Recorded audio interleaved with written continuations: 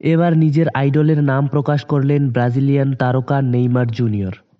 বার্সার তরুণ Lamine Yamal ভালোবাসেন নেইমারকে। Santos থেকে নেইমারকে দেখে বড় হয়েছেন এই তরুণ তারকা। ব্রাজিলিয়ান দুই তারকা ভিনিসিয়াস জুনিয়র ও রদ্রিগোও আদর্শ নেইমার। এছাড়া আরও অনেকেই আছেন যারা কিনা নেইমারকে আদর্শ মানেন।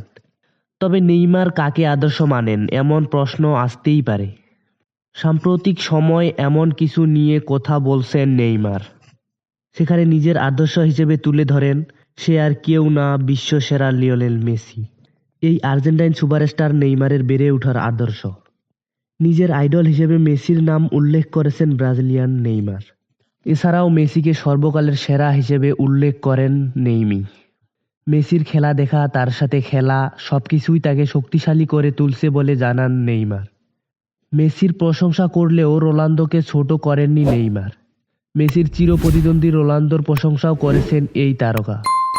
রোনালদোর সাথে খেলার সম্মান ও আনন্দের বলেও জানান তিনি। এছাড়াও রোনালদোকে দানব হিসেবে উল্লেখ করেন তিনি।